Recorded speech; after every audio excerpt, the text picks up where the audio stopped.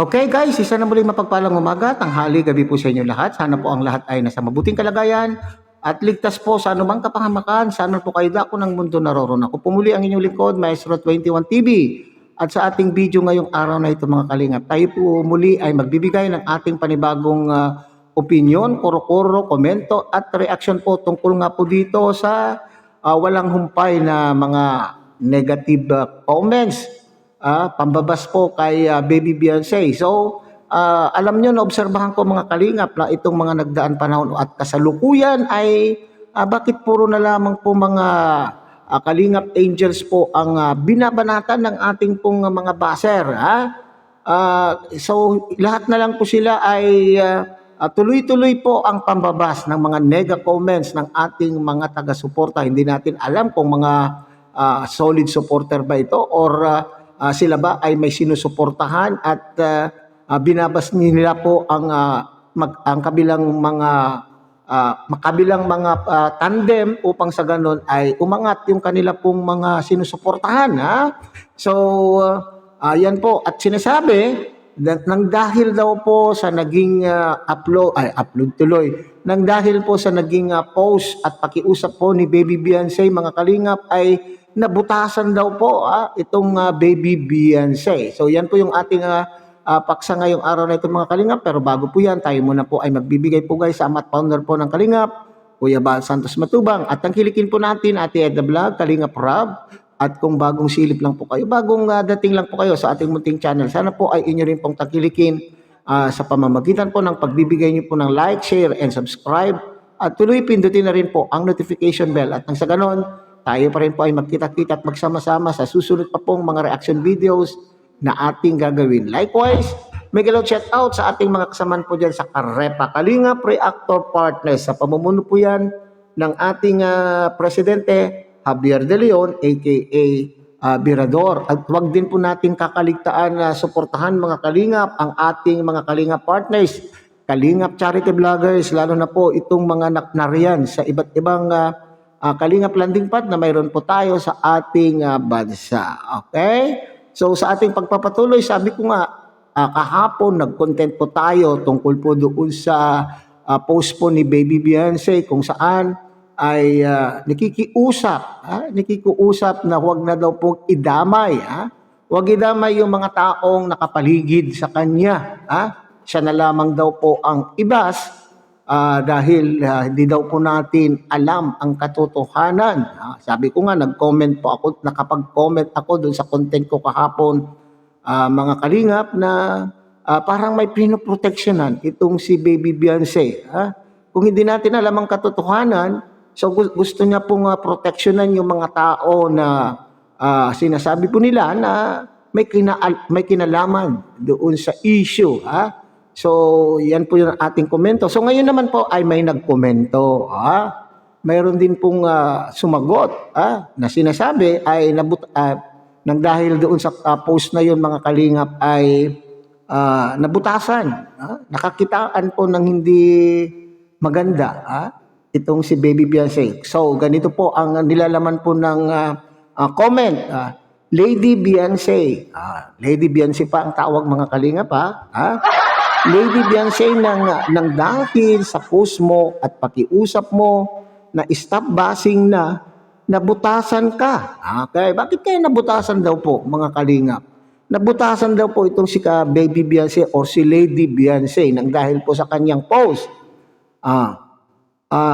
Bakit daw si Eds di mo pinagtatanggol kahit kaliwat kanan ang bashing sa kanya na kung di daw dahil sa kanya, di ka makikilala. Okay? Parang sinasabi na yung mga taong sinasabi po ni Baby Beyonce, yung mga taong sinasabi po niya na hindi wag na lang pong ibas, kasi wala pong katotohanan yung ibinibintang po sa kanila. Ginagawa lamang po nila ang kanilang trabaho kapag may mga event. So maliwanag po yan mga kalingap na tama po yung mga nababasa po natin mga komento na itong mga tao na ito ay yung pong mga tao na may kinalaman po dyan sa ALM, Entertainment and Events. So kung yun po yung ayaw po niyang mabas. Pero dito naman po, sinasabi po naman itong nagkomento, pinagtatanggol mo sila. Bakit itong si Papa Eds kung ilang beses na pong ilang beses nang pinuputakti itong si Papa Eds ng pambabas ng mga baser. Bakit hindi ka nagsalita? Bakit ngayon ay ngayon pa lang na pagkakataon na itong mga taong ito ay nabas, naglabas ka ng iyo pong formal na pahayag dito sa social media at ito'y nakapost po sa kanya pong Facebook account. Yun po yung hinahanap po ng mga taong ito, mga kalingap. Lalo na po itong nag-komento na ito, mga kalingap, ay yun po yung hinahanap niyan. Bakit noong panahon na parating nababas po si Papa Eds ay hindi nagbibigay ng kanya pong pahayag upang sa ganun ay suportahan o ipagtanggol man lamang daw po itong si Papa Eds. Oo nga naman po, mga kalinga, parang wala din po akong nababasang ganyan na itong si Baby Beyonce ay pinagtatanggol po itong si Papa Eds. Pero para sa akin, opinion ko ito, mga kalinga, baka naman po dahil ang pagpapakita, hindi natin po alam, mga kalinga, kung ano ang pamamaraan naman po kung ano naman po yung ginagawang pamamaraan po ni Baby Beyonce upang i-cheer up itong si Papa Eds noong mga panahon na siya po ay laman din po ng mga comment section na pambabas po laban po kay Papa Eds. Hindi natin po alam kasi wala naman po tayong personally. Maari naman pong siya po ay chini-cheer up, baka naman po nagsasabi po itong si Baby Beyonce ng encouraging words na huwag panghinaan po itong si Papa Eds, pero hindi po nga siya po nagpo-post sa kanya pong Facebook account para ipaglaban itong si Papa Eds. So siguro dahil isang punto na aking nakikita kung bakit hindi hindi man lang nagbigay ng pahayag itong si Baby Beyonce na upang makita po natin na ipinagtanggol po niya itong si Papa Eds ay sa kadahilanan na itong si Papa Eds ay isang vlogger, hindi po ba? Yun po yung nakikita ko lang mga kalingap. Para sa akin lang po ito, mga kalingap, nga ayaw ko kung kayo po ay paniwala rin, pareho tayo ng ating obserbasyon at paniniwala. Maaring na sa isip po ni Baby Beyonce ay kayang-kaya po ni Papa Eds na ipagtanggol po ang kanya pong sarili sapagkat itong si Papa Eds ay isang vlogger at matagal na pong vlogger at sanay na po sa mga pambabas at iniisip din po ni Baby Beyonce siguro na hindi na kinakailangan siya po ay masangkot pa rin siya po ay makisawsaw sa mga usapin na ganyan lalo na at siya po ay isang beneficiary. Baka lalong iniisip niya na baka lalong lalala ang sitwasyon at baka madadamay po siya sa issue. Di po ba, mga kalingap?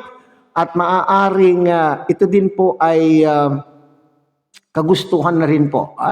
Ito po siguro ay anong tawag yan? Kagustuhan po ni Kalingap Rab bilang handler or siya po yung tagapaayo po nila na baka pinayuhan po ni Kalingap Rab na wag nang mikisawsaw itong mga Kalingap Angels kapag ang kanila pong leading man ay nalalagay sa alanganin o binabas ang kanila pong leading man, lalo na nga po kung ang kanila pong mga leading men ay may mga kanyang channel at mga vlogger at kaya po nilang ipagtanggol ang kanila pong sarili. So pinapangalagaan po dito, mga kalingap, itong Kalingap Angels na kaya siguro sinabihan sila o inorient po sila na huwag mikisali sa ganitong mga sitwasyon upang makaiwas sa mas lalong malalang pambabas sa kanila. Hindi po ba, mga kalingap? So yun po yung aking nakikita na dahilan, mga kalingap, kung bakit sinasabi natin na hindi man lang naipagtanggol po ni Baby Beyonce itong si Papa Eds nung panahon daw po na siya po ay nababas. Okay? So sana unawain din po natin ang kalagayan po ni